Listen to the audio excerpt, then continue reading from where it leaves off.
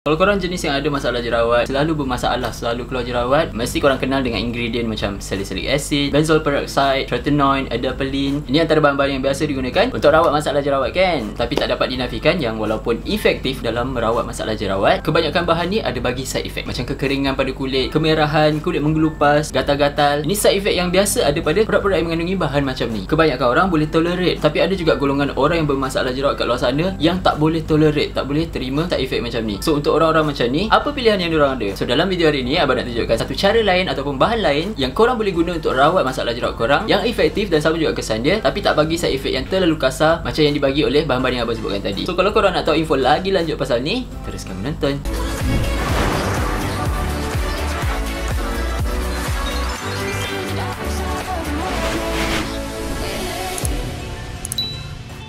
So actually dekat negara tropical macam Malaysia ni, majoriti orang ada kulit berminyak, dan dengan kulit berminyak ni datang juga masalah jerawat. So secara umumnya lah orang Malaysia ni banyak yang ada masalah jerawat. Ini antara masalah kulit paling common sekali dekat Malaysia. Dan abang sebenarnya banyak dapat request untuk cakap lagi banyak pasal masalah jerawat, pasal produk-produk yang bantu dalam masalah macam ni. Tapi secara jujurnya abang tak banyak review produk-produk acne, produk-produk jerawat. Abang ni ada kulit kering, abang tak pernah ada masalah jerawat. Kalau abang nak review sesuatu produk tu, seboleh-bolehnya abang nak cuba pakai produk tu dan tengok hasilnya kat muka abang, barulah abang boleh cerita sama ada produk tu berkesan ataupun tak kan. Apa yang abang boleh buat cuma buat sikit research pasal produk-produk yang bantu, bahan-bahan yang bantu dalam masalah macam ni, dan cuma bentangkan bagi info tu pada korang. Tapi dari segi result ke keberkesanan ke hasilnya tu, abang sendiri tak dapat nak cerita lah kan. Selebihnya korang kena buat penilaian sendiri. So satu lagi bahan yang digunakan untuk rawat masalah jerawat tapi tak berapa popular ialah dengan menggunakan ekstrak herba, tumbuh-tumbuhan. Okey, penggunaan tumbuh-tumbuhan untuk rawat masalah kulit bukan satu benda yang baru. Bahan-bahan macam Centella asiatica, Guazelane yang memang dah digunakan bertahun-tahun, berzaman-zaman lamanya dalam perubatan tradisional untuk rawat masalah kulit. Antara ekstrak herba atau tumbuhan yang membantu dalam masalah jerawat ialah red sage extract. Okay, abang try cari tumbuhan nama red sage ni dalam bahasa Melayu dia apa, tapi abang tak jumpa. So abang tak tahu lah bahasa Melayu apa. Ada yang kata daun turi, ada yang kata daun gugur. Red sage ni bahasa saintifik dia ialah Salvia miltiorhiza atau juga dikenali sebagai Chinese sage. Banyak ditemui dekat Jepun dan juga China. Red sage ni dia punya akar tu digunakan sekian lamanya dalam perubatan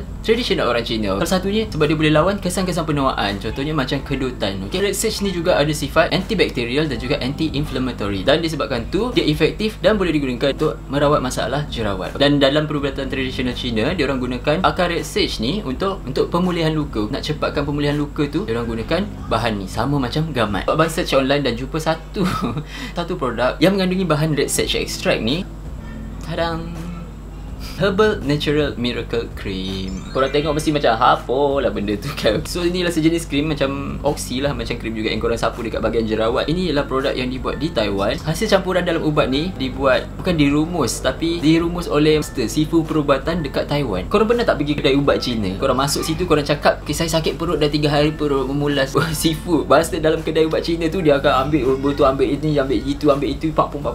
Dia bungkus bahan-bahan tu bagi kat korang. Kau balik rumah, kau rebus benda ni, lepas kau minum 3 hari berturut-turut. Macam tu lah Sifu Perubatan macam tu yang bagi formulasi lah macam hasil campuran benda ni. Kalau tengok dekat botol dia ni, dia tulis cream untuk pencerahan, antibakterial, kurangkan parut jerawat, untuk sembuhkan luka, rawat jerawat, semua benda-benda yang memang kita sebut tadi. Sebab dalam cream ni salah satu kandungan utama dia ialah 5% red sage extract. Kat botol dia ni tulis ingredient dia macam ni je, vitamin A and C. Abang andaikan vitamin A yang digunakan sini ialah retinol, vitamin C dia tu macam biasalah ascorbic acid, 2% vitamin A dan 8% vitamin C, 8% ginseng dalam ni, dan juga ada peppermint oil, tea tree oil dan juga hyaluronic acid. Bahan dia simple saja macam tu. Produk ni datang macam ni je. Kalau beli dia datang macam tu je. Dia tak ada kotak, tak ada apa. So abang kontak penjual pada produk ni, tanya kenapa macam ni. Tak ada kotak ke. Dan dia orang cakap dia orang memang amalkan konsep jaga alam sekitar. Bagi dia orang kotak tu tak perlu. So produk ni 12 gram. Sebab abang nak tahu hasil dia, sama ada benda ni betul-betul boleh guna untuk rawat jerawat ke tidak, abang tak boleh nak cuba sebab abang tak ada jerawat. Dan sebabkan tu abang minta tolong pada beberapa kenalan abang yang ada masalah jerawat untuk gunakan krimnya. So berkesan ke tidak Herbal Natural Miracle Cream ni untuk rawat masalah jerawat? So abang bagi produk ni pada 3 kawan-kawan abang, dan ni feedback yang diorang bagi. So rata-ratanya semua cakap yang produk ni berkesan. Bila diorang letak pada jerawat yang aktif pada muka diorang, keesokan hari dia, diorang boleh nampak yang jerawat tu dah mula susut kusut. Dan apa yang diorang suka pasal krim ni ialah tak merosakan muka diorang, kulit diorang tak rasa terlalu kering dan tak ada gatal-gatal, dan parut jerawat diorang makin cepat pudar. Yang tu mungkin betul disebabkan ada kandungan vitamin C dalam ni. So basically diorang suka krim ni dan tanya abang mana abang beli. So kira macam sukses jugalah. Memang krim ni yang menggunakan bahan berasaskan herba sebagai bahan utama dia untuk rawat masalah jerawat masih berfungsi, masih efektif untuk rawat masalah jerawat. Itu je abang dapat beritahu pada korang sebab abang sendiri tak boleh nak test. Abang terpaksa minta tolong orang lain dan minta feedback daripada diorang. So pendapat abang, kalau korang ada masalah jerawat dan korang tak boleh tolerate produk-produk dengan bahan-bahan yang